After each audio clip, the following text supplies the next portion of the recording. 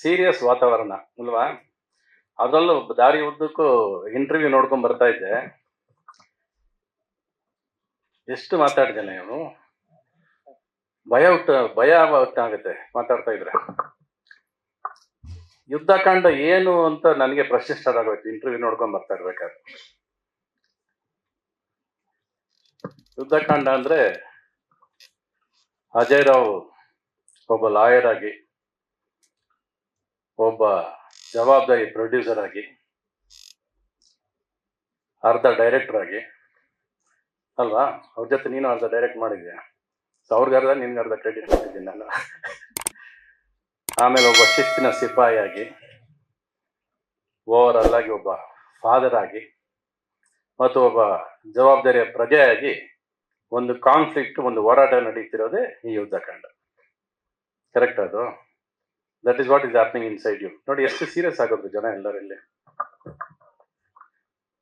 ನಿನ್ನ ಆಸೆ, ನಿನ್ನ ಕನಸು, ನಿನ್ನ ಶಿಸ್ತು, ನಿನ್ನಲ್ಲಿ ಒಂದು ಜವಾಬ್ದಾರಿ ಎದ್ದು ಕಾಣಿಸುತ್ತೆ ಸಿನಿಮಾ ಮಾತುಕತೆಯಲ್ಲಿ. ಅದು ಆಕ್ಚುಲ್ ಆಗಿ ನಮ್ಮಂಥವ್ರಿಗೆ, ನಾವು ಸಿನಿಮಾ ನೋಡ್ತಿರ್ಬೇಕಾದ್ರೆ, ನಾನು 40 ವರ್ಷ ಸಿನಿಮಾ ಜರ್ನಿ ಮಾಡ್ಕೊಂಡ್ ಬಂದವನಿಗೆ ಒಂದು ಭಯ ಪಕ್ಕ ಆರ್ಟ್ ಹೊಡ್ಕೊಳ್ಳೋಕೆ ಸ್ಟಾರ್ಟ್ ಆಗುತ್ತೆ. ಅಂದ್ರೆ ಅಷ್ಟು ಪ್ರೀತಿಸ್ಬಿಡ್ತೀವಿ ಸಿನಿಮಾನ. We love the cinema so much. ಒಂದು ಸಿನಿಮಾ ಪರದೆ ಮೇಲೆ ಒಂದು ವೈಟ್ ಪರದೆನ ಪ್ರತಿ ಸಾರಿ ಒಂದು ಬಣ್ಣ ಬೆಳಿಬೇಕಾದ್ರೆ ಅದು ಆ ಬಣ್ಣ ಅಲ್ಲಿ ಹೋಗಿ ಮೆಚ್ಚಿಸ್ಕೊಂಡು ಬರುತ್ತೆ ನಾವು, ಒಂದು ಖುಷಿ ಇದೆಯಲ್ಲ, ಆ ಖುಷಿ, ಆ ಟ್ರಾವೆಲಿಂಗ್, ಆ ಎಕ್ಸೈಟ್ಮೆಂಟು, ಆ ಪ್ರೀತಿ ನಿನ್ನಲ್ಲಿ ಕಾಣಿಸುತ್ತೆ. I could see myself in you in so many interviews. ಇನ್ನು cinema I think more or less story ಏನು ಅನ್ನೋದನ್ನ ನೀವು ಆಲ್ರೆಡಿ ತುಂಬಾನೇ ರಿವೀಲ್ ಮಾಡಿದ್ದೀರಾ ಅಂತ ನನಗನ್ಸುತ್ತೆ. You already given in to the public what the fight is for ಅನ್ನೋದನ್ನ. ಆಮೇಲೆ ನೀನೊಂದು ಪಾತ್ರವಾಗಿ ಲಾಯರ್ ಆಗಿ ಕಾಣಿಸ್ಕೊಳ್ಳೋದ್ರಲ್ಲಿ ನಿನ್ನ ಪರ್ಫಾರ್ಮೆನ್ಸ್ ನಲ್ಲಿ ಎರಡನೇ ಡೌಟ್ ಇಲ್ಲ. ಇನ್ನು ಅದೆಲ್ಲ ಬಿಟ್ರೆ KGF ಅಲ್ಲಿ ನಮ್ಗಿಬ್ಬರೇ ನೆನಪಾಗೋದು. ಒಂದು ನಮ್ಮ ಯಶ್, ಬಿಟ್ರೆ ಮದರು. ಆ ಮದರ್ನ ಮತ್ತೆ ಇಲ್ಲಿ ಮರೆಯಕ್ಕಾಗತ್ತೆ ನಾವು? ಅಷ್ಟೇ ಪವರ್ಫುಲ್ ಕ್ಯಾರೆಕ್ಟರ್ ನಿಮ್ಗೆ ಇಲ್ಲಿ ಎದ್ದು ಕಾಣಿಸ್ತಾ ಇದೆ. ರಾಜ್ಞಾ, ಎಷ್ಟು ಚೆನ್ನಾಗಿ ಭಾಷಣ ಬಯಾಟ್ ಮಾಡಿದ್ಯಾ ನೀನು, ಅಂದ್ರೆ ನೀನು ಅಷ್ಟೇ ಚೆನ್ನಾಗಿ ಆಕ್ಟ್ ಮಾಡಿರ್ತೀಯ ಅಂತ ಗೊತ್ತು ನನಗೆ. ನನ್ನ ಪಿಕ್ಚರ್ ನೋಡಿದ್ಯಾ ಹೋಗ್ಲಿ ನೀನು? ಯುದ್ಧಕಾಂಡ ನೋಡಿದ್ಯಾ? ನಿಮ್ಮ ಅಪ್ಪ ಅಮ್ಮ ನೋಡಕ್ ತೋರ್ಸಕ್ ಬರ್ತಿರ್ತಾರ ಬಿಡು. ಪವನ್ ಬನ್ನಿ ಸ್ಟೇಜ್ ಅಲ್ಲಿ.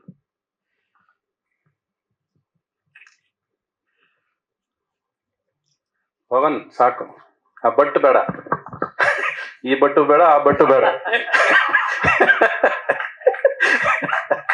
ಅಲ್ವಾ? ಈ ಬಟ್ಟೆ ಬೇಡ, ಅದು ಬಟ್ಟೆ ಇನ್ಕಂಪ್ಲೀಟ್ ಸೆಂಟೆನ್ಸ್ ಅದು. So only Pavan. ನಾನೇ ಬದಲಾಯಿಸ್ಬಿಡ್ತೀನಿ ನಿಮ್ಮ ಹೆಸರು. ಒಟ್ನಲ್ಲಿ I could see the honesty. ಒಂದು ಸಿನಿಮಾ ಮಾಡ್ಬೇಕಾದ್ರೆ ಪ್ರತಿಯೊಬ್ಬರಲ್ಲೂ ಒಂದು ಉತ್ಸಾಹ ಇರುತ್ತೆ, ಸಿನಿಮಾ ಹಂಗ್ ಮಾಡ್ಬೇಕು, ಹಿಂಗ್ ಮಾಡ್ಬೇಕು ಅಂತ. ಅದ್ರ ಸಮೇತ ಸೇರ್ಕೊಂಡಿರೋದು ಇವ್ರದೊಂದು ಉದ್ದೇಶ, ಒಂದು ಒಳ್ಳೆ ಉದ್ದೇಶ ಕೊಡ್ಬೇಕು. And that should reach the public with one good message ಏನೋ ಪಾಸ್ ಮಾಡಬೇಕು ಅನ್ನೋದು ಇವ್ರ ಆಸೆ ಎದ್ದು ಕಾಣಿಸ್ತಾ ಇದೆ. ಪ್ಲಸ್ ಅವ್ರ ಮಾತುಗಳಲ್ಲಿ, ಇವ್ರು ಮಾತಾಡಿದಾಗ್ಲಿ ಇವ್ರು ಮಾತಾಡಿದ್ರಲ್ಲಿ ಎಲ್ಲೂ ತೊದಲಿಲ್ಲ. ಅವರು ತೊದಲ್ದ್ರೆ ಏನಂದ್ರೆ ಅವ್ರಿಗೆ ಇನ್ನೂ ಎಲ್ಲೋ ಕನ್ಫ್ಯೂಷನ್ ಇದೆ ಅಂತ. ಯಾವಾಗ ತೊದಲಿಲ್ವೋ ಅಷ್ಟೇ ಕಾನ್ಫಿಡೆಂಟ್ ಆಗಿ ಅವ್ರಿಗೆ ಏನ್ ಬೇಕೋ ಅದು ಎಷ್ಟು ಚೆನ್ನಾಗಿ ಹೇಳ್ಬೇಕು ಅನ್ನೋದನ್ನ ಸಿನಿಮಾದಲ್ಲಿ ಹೇಳಿರ್ತಾರೆ ಅನ್ನೋದ್ರ ಮೇಲೆ ಎರಡನೇ ಡೌಟ್ ಇಲ್ಲ ನನಗೆ. ಸಿನಿಮಾ ಕಾಣಿಸ್ತಾ ಇದೆ, ಒಂದು ಎಮೋಷನಲ್ ಸಿನಿಮಾ ಕಣ್ಮುಂದೆ ಕಾಣಿಸ್ತಾ ಇದೆ ನನಗೆ. I can see the weightage of the product.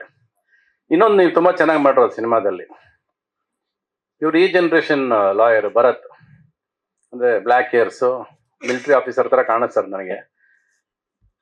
ಇವ್ರ ಜೊತೆ ಪ್ರಕಾಶ್ ಬಲ್ವಾಡಿ ಅವರು ಗ್ರೇ ಏರ್ ಕೊಟ್ಟಿರೋದು, ಅಂದ್ರೆ ಆ ಜನರೇಷನ್ ಅಂತ ಕಾಣಿಸುತ್ತೆ. ಅದ್ರ ಮಧ್ಯೆ ಅಚ್ಚುಕಟ್ಟಾಗಿ ಕೂರ್ಸಿರೋ ಈ ಜಡ್ಜ್ನ, ಅವ್ರು ನಿಜವಾಗ್ಲೂ ಜಡ್ಜೆ ಅವರು. ಅಂದ್ರೆ ಅಷ್ಟು ಮೆಚ್ಯೂರಿಟಿ ಇದೆ, ಸೀನಿಯಾರಿಟಿ ಇದೆ. ಈ prefers to be a judge. ಅವ್ರ ಮಾತಿನಲ್ಲಿ ಅಷ್ಟು ತೂಕ ಇರುತ್ತೆ. ನಾವು ಅಮೃತ ಮಹೋತ್ಸವ ಶೋ ಮಾಡಿದಾಗ ಅದೇನೋ ಒಂದು ನಾವು ಅನ್ಕೊಂಡಾಗ ಆಗ್ಲಿಲ್ಲ ಅನ್ನೋ ಒಂದು ಒದ್ದಾಟ ಇತ್ತು. ಅವಾಗ ಸ್ಟೇಜ್ ಮೇಲೆ ನಾನು ಸ್ವಲ್ಪ ಫೈರ್ ಜಾಸ್ತಿ ಅಲ್ಲ ನಮ್ಗೆ, ಮೈಕ್ ತಗೊಂಡು ಇನ್ನೇನು ಕಿರ್ಚೋಕ್ ಹೋದೆ.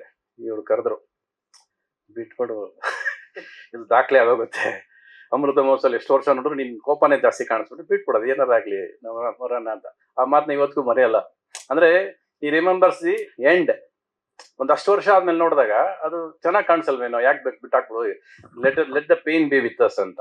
ಸೊ ಒಂದು ಸ್ಟೋರಿ ಏನಂದ್ರೆ ಯಾವತ್ತು ಪೇನ್ ಮುಳುಗ್ ಬಿಡ್ಬೇಕು ನಾವು, just show the part of life ಅಂತ. ಒಂದು ನಿಮ್ಮನ್ನೆಲ್ಲ ನೋಡಿದ್ರೆ ತುಂಬಾ ಸೀರಿಯಸ್ ಆಗಿದ್ರಿ, ನನಗೂ ತಮಾಷೆ ಮಾಡಕ್ ಆಗ್ತಿಲ್ಲ ಇವತ್ತು.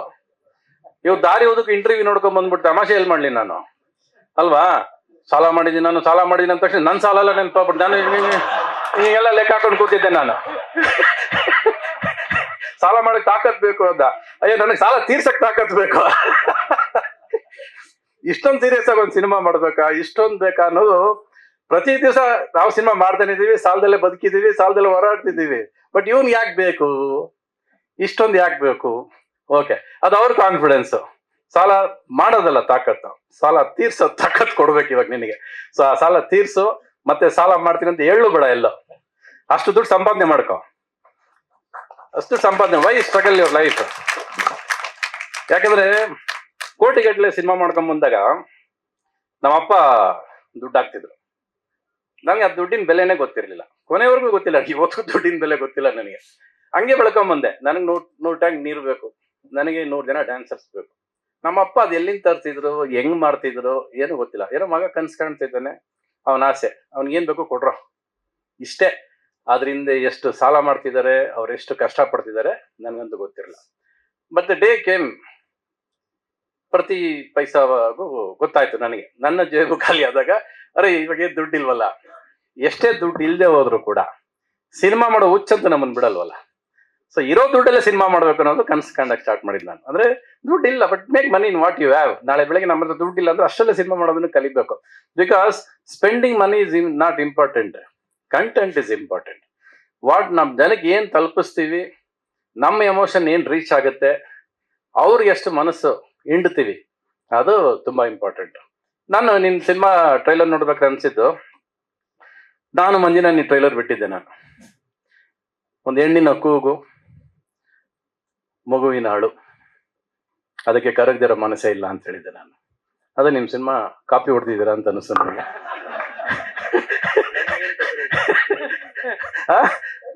ಟೈಟ್ಲ್ ಅಲ್ಲಿಂದ ಕಾಪಿ ಹೊಡೆದಿದ್ದಾರೆ ಅನ್ನಿಸ್ತು ನನಗೆ. ಸರಿ, ಓಕೆ, ನಾನದು ಮುಗಿಸ್ಲಿಲ್ಲ ಸಿನಿಮಾನ, ಅದರಿಂದ ತೊಂದರೆ ಇಲ್ಲ. Nice to see a team with so much of dedication, with so much of heart felt expressions. ಎಲ್ಲರೂ ಖುಷಿಯಾಗಿ ಸಿನಿಮಾ ಮಾಡಿದ್ದೀರಾ, ಖುಷಿಯಾಗಿ ಹತ್ತಿದ್ದೀರಾ ನೀವು, ಅಲ್ವಾ? ಒಳಗೊಂದು ಖುಷಿ ಇದೆಯಲ್ಲ. ನಾವು ಏನೇ ನಟನೆ ಮಾಡಿದ್ರು ಕೂಡ ಒಳಗೊಂದು ಮನಸ್ತೃಪ್ತಿ ಅಂತ ಇರುತ್ತಲ್ಲ, ಅದು ನಗ್ತಾ ಇರುತ್ತೆ ಒಳಗೆ. ನಮ್ಗೆ ಖುಷಿ, ನಾನ್ ಚೆನ್ನಾಗಿ ಮಾಡೋದು ಅನ್ನೋದು. ಆ ನಗು ನನಗೆ ನಿಮ್ಮಲ್ಲಿ ಕಾಣಿಸ್ತಾ ಇದೆ, ತೃಪ್ತಿ ಕಾಣಿಸ್ತಾ ಇದೆ, ಇವನ್ ಮನಸ್ಸಲ್ಲೂ ತೃಪ್ತಿ ಕಾಣಿಸ್ತಾ ಇದೆ, ಮತ್ತೆ ಮಾತುಗಳಲ್ಲಿ ಕಾನ್ಫಿಡೆನ್ಸ್ ಕಾಣಿಸ್ತಾ ಇದೆ, ಗೆಲ್ತೀನಿ ಅನ್ನೋ ಇದು ಕಾಣಿಸ್ತಾ ಇದೆ. ಇದಕ್ಕೆ ನಾವೇನ್ ಮಾಡ್ಬೋದು? What is the contribution? ನಾವೇನ್ ಕಾಂಟ್ರಿಬ್ಯೂಷನ್ ಕೊಡ್ಬೋದು ಅನ್ನೋದು ಒಂದು ಪ್ರಶ್ನೆ. ಅಂದ್ರೆ ಇವ್ರು ಹೇಳಿದ್ರು,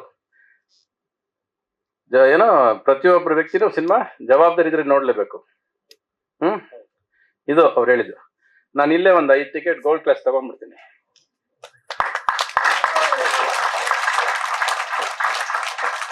okay, I will see the film in the theatre paying money. OC ನೋಡಲ್ಲ ನಾನು. ಒಂದು ಜವಾಬ್ದಾರಿಯಾಗಿ ನಿನಗೋಸ್ಕರ, ಸಿನಿಮಾನ ಪ್ರೀತಿಸೋನಿಗೋಸ್ಕರ, ಸಿನಿಮಾ ಕಷ್ಟಪಟ್ಟವ್ರಿಗೋಸ್ಕರ, ಸಿನಿಮಾ ಡೆಡಿಕೇಶನ್ ಇರೋರಿಗೋಸ್ಕರ ನಾನು ಸಿನಿಮಾ ನೋಡ್ತೀನಿ. And I will try to go with my family. As long as ಒಂದ್ ದಿವಸ ಹೆಚ್ಚು ಕಡಿಮೆ ಹಂಗಿಂಗ್ ಆಗ್ಬೋದು, ಶೂಟಿಂಗ್ ಇರುತ್ತೆ, ಆದ್ರೆ ಬಂದು ನೋಡಿ ಸಿನಿಮಾದ ಥಿಯೇಟರ್ ನೋಡಿ ನಿಮ್ಗೆ ಫೋನ್ ಮಾಡ್ತೀನಿ ನಾನು. ಲೇಟೆಸ್ಟ್ ಹಾಗೂ ಇಂಟ್ರೆಸ್ಟಿಂಗ್ ಸುದ್ದಿಗಳಿಗಾಗಿ ಬಾಸ್ ಟಿವಿ ಕನ್ನಡ ಚಾನೆಲ್ನ ಸಬ್ಸ್ಕ್ರೈಬ್ ಮಾಡಿ, ಹಾಗೆಯೇ ಬೆಲ್ ಐಕಾನ್ ಪ್ರೆಸ್ ಮಾಡಿ. ಇದರ ಜೊತೆಗೆ ಫೇಸ್ಬುಕ್, ಇನ್ಸ್ಟಾಗ್ರಾಮ್, ಎಕ್ಸ್ ನಲ್ಲೂ ಮಿಸ್ ಮಾಡದೆ ಫಾಲೋ ಮಾಡಿ.